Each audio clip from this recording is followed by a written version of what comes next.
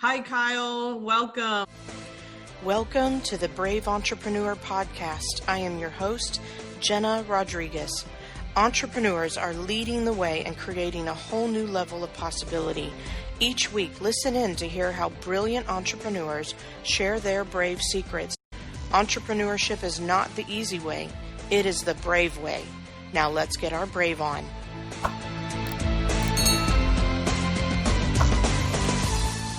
Welcome to the Brave Entrepreneur. How are you?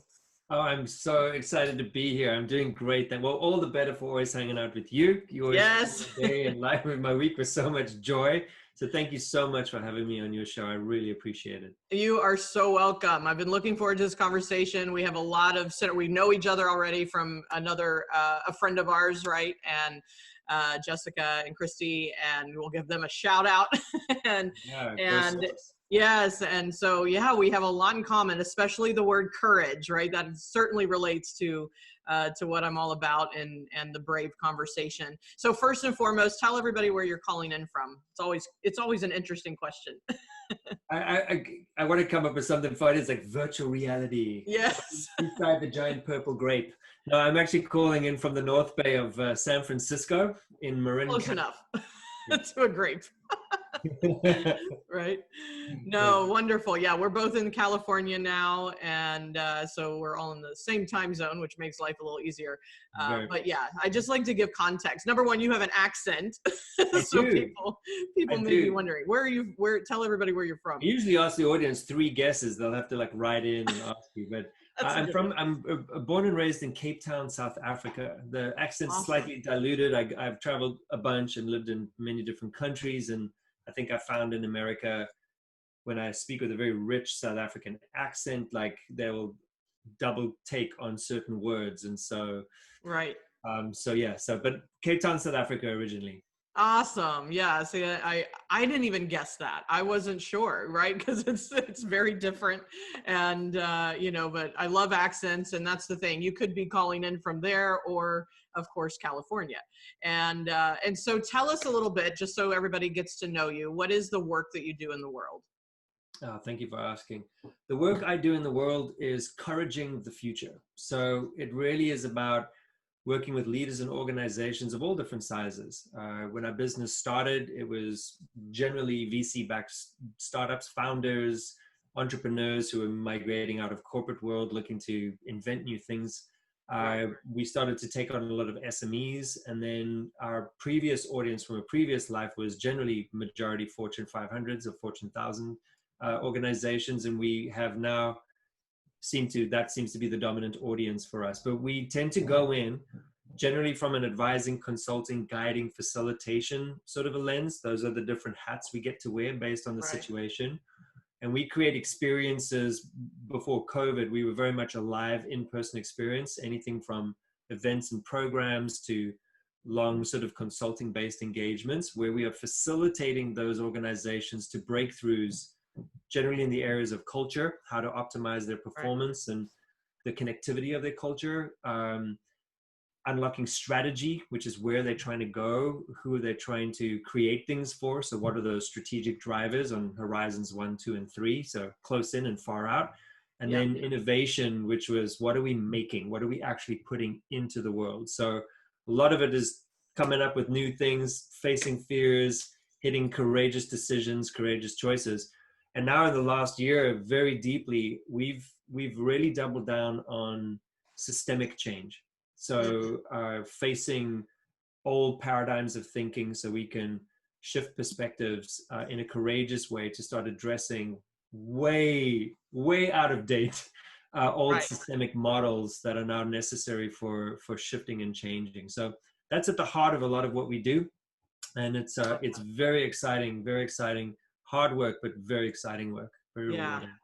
Yeah, it was interesting. I was talking to someone yesterday, and they were asking, "What do you do?" And kind of the general question, and I just really connected to the fact of how rewarding it is to help people really crack open and shift paradigm and shift belief and find new possibility even within their current landscape. Because whether it's, individuals, I work with a lot of high achieving women, and leaders and CEOs and such too. And it's, number one, we're in a different world this year. And yet it's just an opportunity, I think, to look within. And whether you're in an organization and you're looking within the culture, you're looking within the leadership, you're looking within the humans that exist in that culture. A culture does, or in my opinion, you share your perspective, but a culture is a collective of humans, not and therefore ideas and, like you said, the paradigms that have existed. And do you find that the paradigms are sometimes unconscious? It's almost like we create them so long ago, then they become this thread or this web of unconscious collective, where it's not even something they're really paying attention to anymore. And are you finding that you're taking them back to those basics? Yeah, it's a great question. It's probably at the heart, like I think what you just hit on there is the heart of all the systemic change work, where bravery and courage is probably the most important. Because what I say to folk is that as you and I speak here together, this is the slowest rate of change we will ever experience again for the rest of our lives. The change in technology, the change in our systems around us, the change in speed and rate of efficiency of our planet, of what is happening. And I don't just mean nature. Nature operates at its own sort of vibration, but human beings, we're just speeding up and speeding up. And one of the things that we have sacrificed completely as humans, as we are chasing towards evolution, or as we're pushing the boundaries, and you and I are both deeply in high performance. So old paradigm and mental model of high performance was suffer to succeed, go beat the competition, how do I get there quick, be like gazillionaire. Like it's very directed towards that. But there's no space for reflection. There's no space to pause. It was like, keep going, keep stacking, keep stacking. So we're making decisions, and decision stacking is stacking on top of each other. And we don't actually ever go back and ask, is the foundation from which we are making these decisions still the right foundations? Are they best to serve our growth? Now, I've got a theory right now, as we do a lot of systemic change work, is that this rate of change, which is exponentially fast, based on the systems that we have built for ourselves, they are completely out of alignment. I think current systems cannot manage the rate of change we're now experiencing. And so the reason why there's so much disruption is because we're trying to slow speed of change down to fit it back into an old system. And as we're trying to do that, we're actually getting to finally ask the questions, is this the right system? And so I believe the new mental model of performance and high performance is actually active recovery. It's like reflection. It's like rejuvenation. It's what you do between those sprint moments. It's what you do between rush, go, implement, execute, drive, hit it. It's like, okay, so I've got like a 4-hour window. I've got an hour between meetings, or I have like a day or a week between the next set of delivery. What are you going to do? What are you going to do? Recover? What are you going to do to figure out it? Are you still making the right decisions? Are you from the right basis? Are you still building the right foundations? And I think that's the new order of work. So I fully agree and think that what you've called on there is like, the system has to change. What we're building upon and the way we've been doing it in the past is outdated. We have to update those mental models. We have to update our perspectives. And this is the work of the work I think everybody's going through now, whether they like it or not. It's like, resist it or not. What if I take all of your luxuries and all of your rituals and all your habits and all your behaviors away and say, sit with yourself. Yes. Sit with your partner. Sit with your ideas. Like, who are you now, and where do you want to take this? I think that's what we're in such a fire right now. Both metaphorically and rationally, because we're up in California around the fires, but we're all sitting in the fires. So metaphorically, the fires up in Cali are actually a metaphor for I think what's going on. Like, we're burning, it's like things around us are burning because it's like it's time, nature's way of of rejuvenation is to burn down what was and let it grow in a more evolved version of what it was before, you know? Yeah, I love that. And I apologize because I meant to ask you, how you are, because you are closer to the fires. I mean, I'm Southern California, you're farther. Oh, good. This used to be a white shirt. Um, no, I'm joking. We look, big shout out for if there's any emergency workers, firefighters, hospitals, anybody listening to this podcast. I celebrate you. I honor you. I thank you deeply. I get down on my knees and just say thank you, thank you, thank you to all the frontline workers. Thank you to everyone dealing with COVID and fires and earthquakes and the chaos that's going on around the world right now, and especially in California. Just thank you, thank you. It's so, we get to be safe because of how hard people are working to keep us safe. So we're good. We're really good. We have bad air quality every now and again, but that's, really, that's like the worst of it, really. We're already at home, so just stay home. Yeah, right? everybody's safe, everyone's happy. But thank you to all the emergency workers. Yes, I second that, and we're okay too. And it was interesting this week, at the time of this recording, I finally have my blue sky back. I was like, I can breathe and I can go outside, and the sun is shining again. And I think that's another metaphor, right? The sun never actually goes away. It may get cloudy, it may get covered up. Things might look distorted, and life may feel, very disrupted and distorted in itself. And yet there is always possibility and hope, and courage brings us to that. Brave brings us to that, right? And that's why we connected so quickly in the beginning. We, this kind of line of thought, right, back and forth. And I was like, courage, yes, be courageous. And so I know what brave means. And for me, brave is, and it's become a different definition almost every year. But for me right now, like what you just said about introspection and reflection and all of that, I believe the bravest thing we can do is, one, face ourselves, sit with ourselves, like you said. And I, you and I don't know if you said this just now or before we hit record, but yesterday was a tough day for me. I was an off day for me. I was sitting in it, right?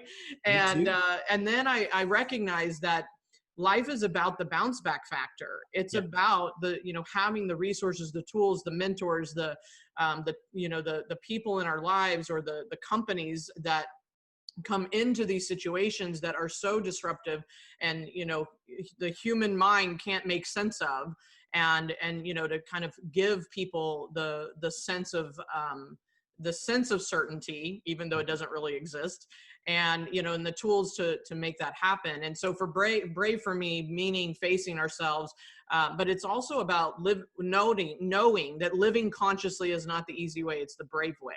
And so I'd love for you now to define what courage is, and and what your perspective on all that. I love this question. It's always evolving, just like you. And it must have been something in the water or the atmosphere, because yesterday was a tough day for myself. Right. Okay. It's such a strange off day of like just not even being connected. And then I got the breakthrough last night. I've been practicing more and more of being brave, being courageous, and sitting in it rather than trying to avoid it or manipulate it through other things. It was just like, what is actually going on here? What's the lesson? What's the thought? And if you can get into stillness and avoid the distractions for a minute, and it really doesn't have to take long. It's like 5 minutes, and you ask yourself and you say, okay, I'd like to answer from my own voice versus someone else's voice. It's fascinating how quickly the answer comes. Now, it's not always the answer we want to hear, which is why we go like, we'll filter it out. But when you really sit with it and go like, okay, that's the honest truth. Now, how can I find the truth in that? And how can I also find that exactly where I am and exactly how I'm feeling, exactly how I'm thinking, and is exactly where I need to be right now. And it was interesting, if I hadn't done that introspection, and it didn't take long, I think I sat and sort of did a semi-meditation, 10, 15 minutes, just getting into my thoughts. It was literally a game-changing like realization for myself, for business and for life. And I woke up this morning like just go, but courage, I'll tell you the timeline of courage for me, because like you said, like it's changing. I think courage is a descriptive it's a descriptor of so many attitudes and perspectives and emotions. And when I first started out, it was a very narrow, you know, if you look in the dictionary, you'll see that it's stated as a noun. And I think that's partly true. I think it needs to evolve. The dictionary needs to evolve. Courage is a verb. For us, this is a big realization, really. Courage is a verb, meaning that it's an action. It's a state of being. It's a state of doing, where before it was like a thing. It's a thing you get. It's a thing that you, and I was like, no, you don't just wake up, I'm going to be courageous today. It's like, no, the idea is like, I'm going to face something tough, or I'm going to lean into something that is going to require me to step up with more clarity and necessity. Maybe as a role model, I've got to recalibrate my productivity. And then the outcome of facing the thing that is one of the harder things, or leaning into and addressing fear, you get rewarded with courage. Yes. So it in itself is going after the hard thing is a courageous act. It's a courageous action. And so where this originally stemmed from is that many moons ago, as I was a consultant for creative problem solving, a really great global agency, and helping them build this agency, the founder had a quote that said, another word for creativity is courage. And I always thought like, oh, let's create the perfect conditions and be courageous and start to, you know, create new things. And it dawned on me one day that we were sitting in a session, and the clients were just in such a conflicted place. There was a lot of battles going on, heated debates, and the essence of the session was to come out with a creative solution. And the fact that they were being vulnerable, transparent, honest, not putting up blockages and filters, being straight shooters, a lot of vulgarity, like really telling people how they felt about something, that was the act of courage. And that courage led them to a creative solution that was beyond the one that if we were just trying to all get along democratically. And then that moment was be courageous. And that was the light bulb where it was like, this is the thing I got to do. Like, this is my work. This is my calling. And as I've been like living in courage and living with courage and exploring it and observing it and testing it and bringing it to other, you know, individuals and organizations, it keeps evolving for me. So I think now where it is today on this show with you is courage is a verb. It's an action.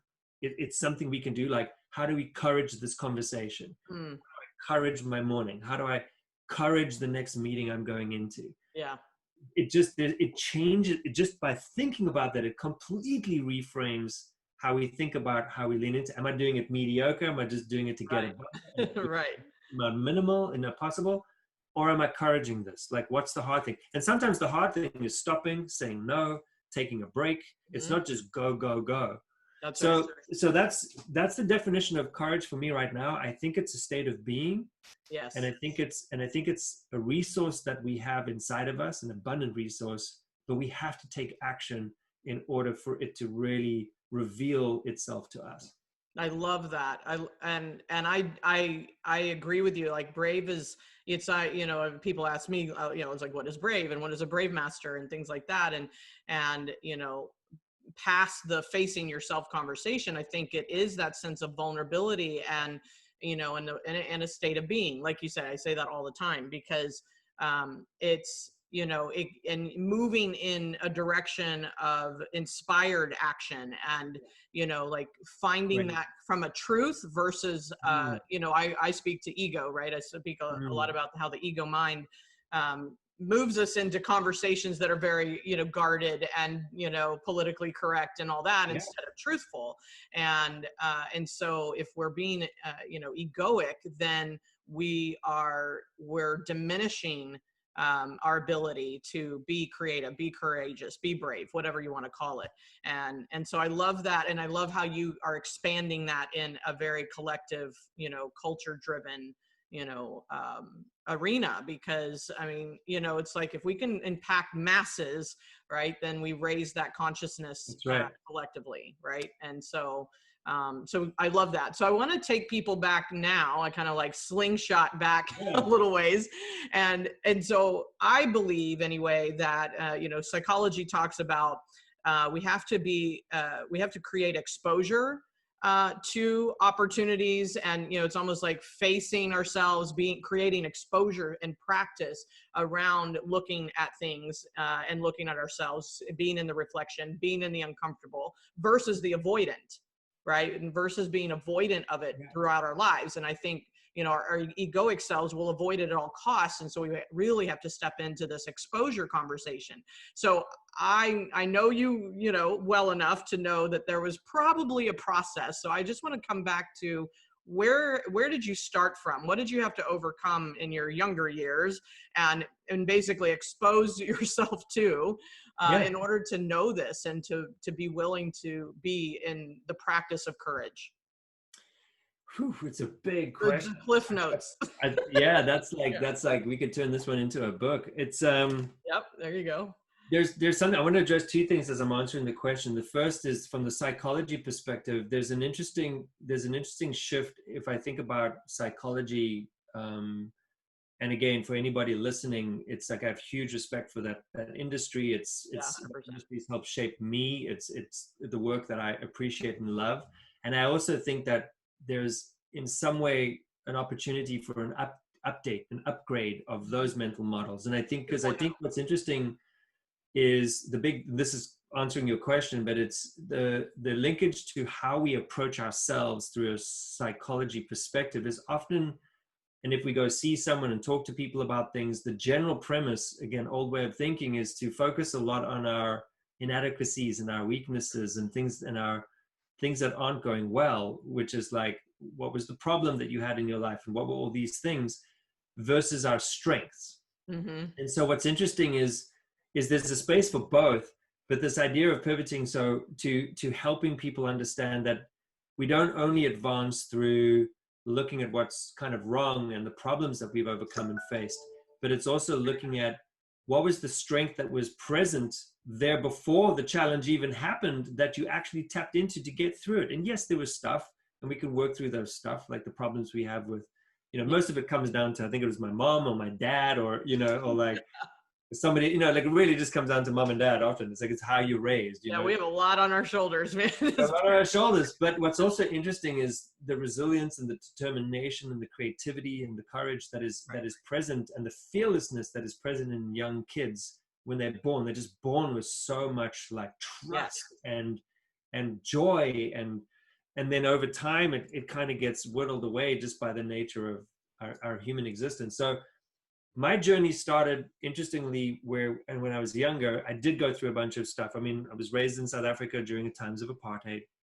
which, a lot of people were, but it was an interesting time because you're taught to be polar, you're taught to be biased, you're taught to, look at another human being as different from you. You're taught that you cannot interact with a whole part of culture to some degree. Right. You're in some way told that you're better than something else, which, that like this comparison piece, that was a very strange one. Now, for myself, I was born awkward and weird and creative and a little out there.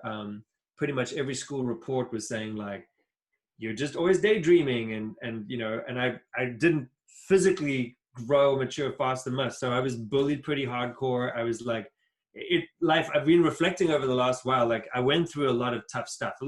My story is not unique. There are thousands and thousands of stories out there like that. But I was one of those different folk. And so we're all different, but I was one that really, even though I tried to fit in, I just wasn't fitting in.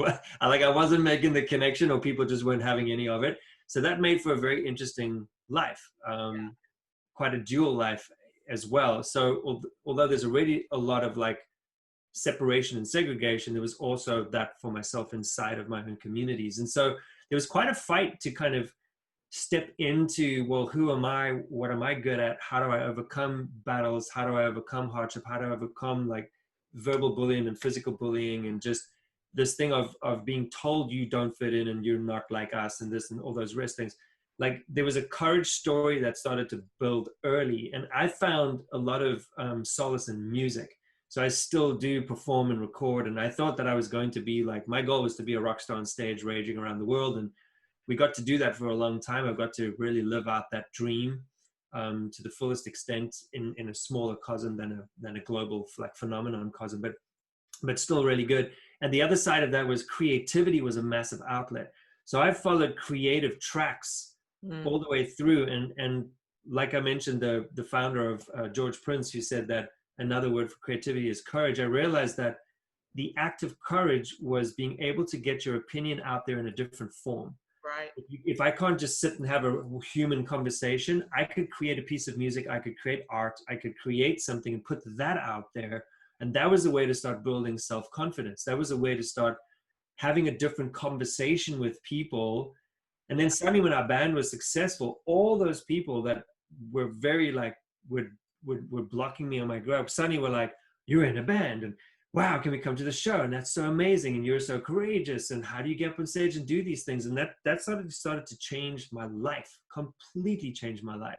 So I doubled down on my career of music and art. So I worked my way up to creative directing, advertising agencies, launched my own agency. That was one of the first businesses I built and got to flip. Yeah.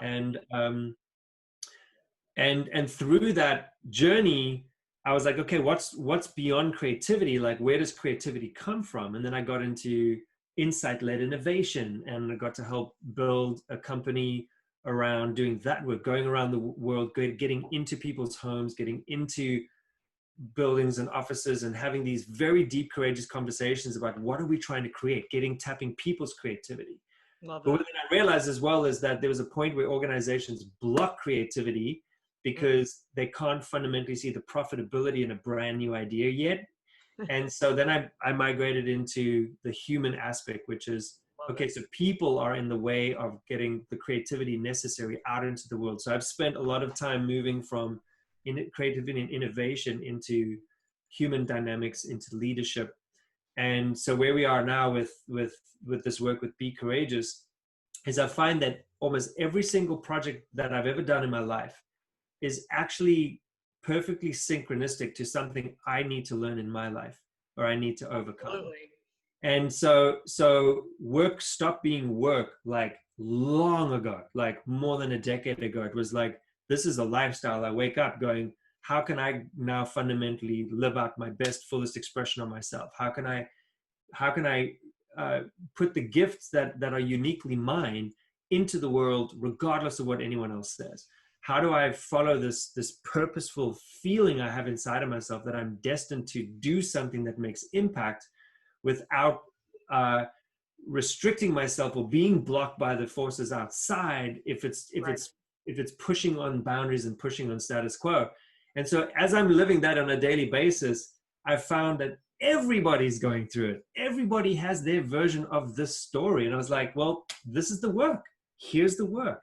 Bring courage to the world, courage the future, help people tap into something inside of them, fulfill a dream, make the change, get out of the toxic situation, like go after the dream they're dreaming about, but they're living this other existence, like bring this stuff together and just fire after it, you know? So that's a bit of my background, kind of coming from a place of not fitting in and realizing that was actually genius. If I could go back and I could tell my younger self anything, it would be like, the fact that you're not fitting in is your strategic advantage. Take full advantage of it, because if I hadn't doubted myself and my creativity younger, I could only imagine how much more I probably would have lived rather than trying to fit in everywhere. And now I don't try to fit in everywhere. I'm just like, I'm 100% unique as you are, as we are. And so we've got to bring bravery to this world. We've got to bring courage to this world, because inside of somebody, what I've learned, absolutely learned, is that the breakthroughs that the world need always come from the non-obvious places. Yeah. And they often come from the place where the person doesn't even believe. They come from the person that has to go through some sort of a battle to realize they have something of value to contribute to the world in their unique way. So my job is trying to like create that pathway, or put those seeds in the mind, or put those perspectives and shifts in the mind. So Beautiful. That's a big one for me. Yeah, I love it. I love it. Oh my gosh. And there was so many, there's so many parallels. I stood out or, didn't fit in for other reasons and very, various reasons. And it's like, it doesn't matter what the reason is. And yes, like what you just said, it's like, that was the strategic advantage. And Brave started for me a long time ago. Whether it was even just moving out at 14 because of a toxic situation in the household. Yeah. It's, for me to find that ounce of truth and be able to communicate it to the people I loved and be like, I have to protect myself, so whether you come through, hardships or just these life experiences, I think the seeds are planted very early. And if only we could connect the dots sooner, but not always, right? So now we can look back at that and go, that was a strategic advantage, like you said. And I feel like a lot of people are walking around like kind of sleepwalking. Yeah, They're absolutely. not fully aware, right? And do you experience that as well? I do. And I'm not surprised. There's an incredible book that was a game changer for me. I just got to remember the title because it's quite a long title. I think it was Outwitting, or it's either Outwitting or Outsmarting the Devil. Oh yes, yeah. Have you Outwitting the Devil. Yeah, I haven't read it yet. I have it on my Audible. Oh my! This is Game a changer. game changer for anyone listening. This is a game changer. So I won't spoil it all, but the premise of the book is basically that just the construct of the book. It's a manuscript of like court documents. It's all fictitious, but it's court documents where the devil, the concept of the devil, gets put on trial by man. And the devil has agreed to be honest for one day and answer all questions that are put towards the devil. And so they picked a human to I guess prosecute or to go into facilitate this discussion and ask the questions. And the questions that they go through are fascinating, because at first it's like, who are you and why do you exist? And then they started to move to like, well, what's in it for you, and how do you, like, what are you trying to win? And then it goes like, okay, so because you're being honest, like, so how do we beat you? and how do we win at this game? And he has to answer, or it has to answer. And that manuscript is so powerful. But one of the things, linking back to your question, is that it came clear to me in that book, although I've been thinking about it, but there was a framing in that book, which was that distraction, keeping people distracted, is one of the number one ways that this other force wins. And because by being distracted, we're not living out our intended purpose. We're not connecting to who we are. We're caught in polarity, this versus that, them versus they. I'm this versus I should be that. Whatever these things are, like polarity, if we can keep ourselves distracted and confused, they win. And so yes, I think that people are sleepwalking because just think about your day.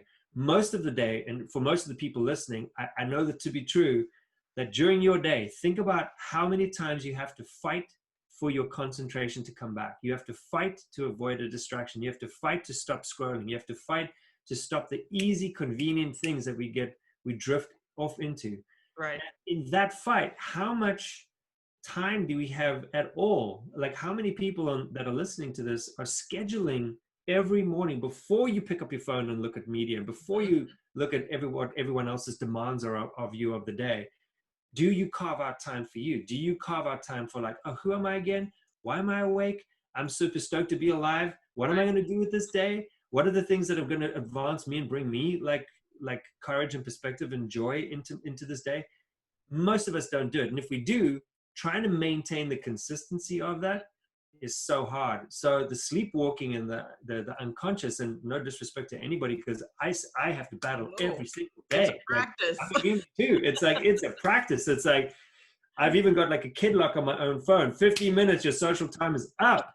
Like, it's because it's otherwise I'm like, look back at the end of the night, like, how did I spend an hour on this ridiculous, and I got nothing from it. I got like some temporary fulfillment. So that sleepwalking piece is, there is so much around us that keeps us from building an even better relationship with ourselves. It puts us, because if you think about it, the whole world right now is trying to keep us in the state of observation. When you look at your social, when you are looking at calendars and agendas and all these other things that we got to do, it's observing. The interesting thing for us to win back any part of our existence, and this is most of our courage work as well, is to get people to step back into themselves and go, if I cut out all the other things, comparison, that I need to be this, worried about what they're going to say, all these voices swirling around in my head, if I got back to myself, it's actually quite interesting how quickly you could say, is this important to you? No, get rid of it. Like, is that person toxic or healthy for you? No, get rid of it. Like, it would be very quick, but for some reason we're stuck. Yep. And so most of our work is actually just getting people back in touch with themselves, and then saying, what do you want to create in your life? And then helping them take that excruciating, painful step forward, which is like, I got to like take action and get the momentum moving. And like, that's the hard stuff. So totally agree. And I obviously, clearly, I've got a lot of opinion on, it's so perfect. People being, on people being distracted and being asleep and being kind of sleepwalking. It's a hard one. It's the hardest thing to deal with right now, because the amount of stress, anxiety, depression that is in the world is because we're looking at these things and we're observing, and we don't then have the connection on how to get ourselves there, because we don't make the time to work on ourselves to create the thing that we seem to be being inspired by. That's all bravery. It's all courage. It's all introversion. And it's all like winning the war with one's self inside, so that we can take the right next step. Yes. Like mic drop. I mean, that is like the nature of my work. You know, I talk about the ego tricks, and every single thing you just said falls inside of the ego tricks. And now I just heard the connection for me, and ego tricks are the ultimate distraction. And therefore, and what's keeping us stuck in my perspective is some form of attachment. We're attached to the distraction. We're attached to the expectation. We're attached to the story or the narrative, or we're attached to the fear or whatever it is. And when we can uncover and discover, but the only way to do that is to come within, go within, right? It's the only way to actually uncover it is to get introspective. And you know, so same there, same story, right? The same share that you just had. I mean, it was just perfect. It was perfect. And I'm gonna go start reading the book. It's powerful. I highly recommend it. It's an interesting read. It's old, sort of older English, because the manuscript was from the early 1900s, late 1800s. It was actually apparently locked up in a vault because it was so provocative at that time. And then 70 years later, the family of the author eventually pulled it out and launched it. If that's true, I don't know, but it makes for a cool story. I'm just realizing here too that brave is a verb too, just like courage. We're in the same thing. It's like, how do you brave the situation? Like, how do you go in and add brave here? Like, what would brave do in this moment right now? Is such a, it's like, I'm even going like, wow, like that's, you know, brave is like, you know, it's like stepping into role modeling. It's stepping into responsibility, but it's also like, it's like that concept of taking that first step, or taking that jump, or trying that thing for the first time, letting go.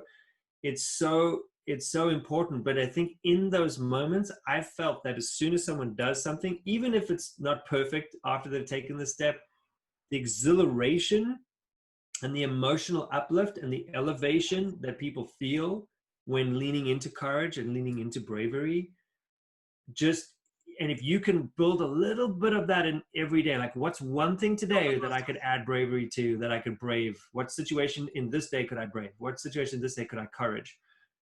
It starts to stack a muscle where you just start facing things differently. You stand different, you speak different, you energetically will become different. Like, try it for 30 days and see what happens after 30. Like, go into each aspect of your life, like relationship, work, a dream you want to go after, your health and fitness, like your rest and recharge and sleep, your family, your friend, whatever it is. Like, lean a little bit in And I could just imagine that the outcome is going to be like, it's going to be so. The accumulation, right? The accumulate, like you just said it. And I was like, I had to write it down. What could I brave today? And I call it a truth and dare, right? Oh, I think it's nice. about finding your truth, right? Which is not in your head, it's in your heart. And then daring yourself into that brave, right? Being the brave master and, or the courageous, right? So good. And we could go on and on and on. I'm Yeah. like, we need to do a bonus session or something for these people listening. It'll be great. It'll be Yeah, great. we'll come up with something unique. But you have been such a light today, and I call it being a light worker. You are absolutely shedding, Thank you. the light that is needed. And like I said, we're trying, you and me. I think our whole goal is to wake people up. Like, Yep. time to wake up, right? Stop Wake up to sleepwalking. the power. Wake up to the fact that you are Yes. so powerful inside. You are so powerful. You Like, have it. Yeah. like wow. Don't play small. Don't play Yes. small. Play Yes. big. Play big, play big, play brave, play courageous. That's And it. and so to wrap this up and let people connect with you, what's the best way to do that? I'm just writing this down. What you just said is I got this like whole list of nuggets already from this. We're making notes. Best way to connect with me. You can get me on LinkedIn. It's at Kyle Hermans, my name, KYLEHERMNS. At LinkedIn, Instagram, I put content on there every day. It's just everyday little thought starters and stuff. Otherwise, and there will be the website of our company, which is becourageousinnovation.com. And then the contact information is there for anybody that wants to connect. Otherwise, through you, because I know, Jena, you and I want to go and really kind of, shift the world together, which is also awesome. So, and then, that's the best way, or track me down and come visit us up in the North Bay. Yeah, perfect. And I know you have a bonus page that's all kinds of resources. So if they go to your website, becourageousinnovation.com/bonus, that'll get them there. /bonus, all lowercase bonus. And then the password is courage. Courage. Got it. And then what will be in there are some videos, some exercises, some downloadable toolkits. There's some videos that will be facilitated by me, showing you about how to use the toolkit. I think there's a couple things in there right now. I think when this airs, there'll probably be some more things, but right now I'll make sure to leave the things that I'm saying here that are in. There's something around what we call the altitudes of leadership, how you can build stronger foundations for your leadership all the way up to your leadership commitments and purpose. There's also something called the path to purpose, which is helping anybody who's struggling in the unknown right now. There's some Q&A there and a downloadable sheet for you to play with that will help you bring some clarity and focus to life. And then there's a best year yet playbook, which will apply for, because we've still got days left of this year. It's still a year. We'll also play the next year, and you can still make this year your best year yet. Honestly, like everybody can do it. And then there'll be other resources and links, I guess, by the time this airs. But yeah, and I love what you just said, a thought starter. So I'm gonna say a thought starter really quick for everybody listening. And I think what you just said, best year yet, is that this year is still available to perceive it as in your favor. Yes. So I know it's hard. I know that we've all been disrupted, but if we can really look at the perspective of how is this serving me. And it will be the best year yet, every single time, right? How is this serving me? So final question as we wrap up, I always like to ask this one at the end. You have no idea I'm asking, is if this was your last interview, your last talk, no more keynotes, no more stages, nothing else to come, right? Nothing on the calendar. What would be the message to the world? Whew. Let that sink in. Right.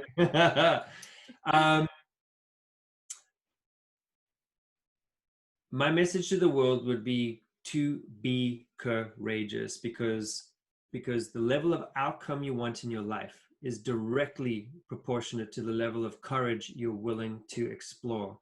100%. And if you can lean into the things that you fear, I can guarantee you that the greatest riches and unlocks are right on the other side of the thing that you're fearing doing.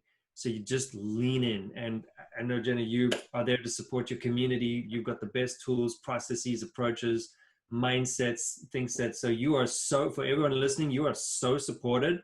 You are so supported. No excuse.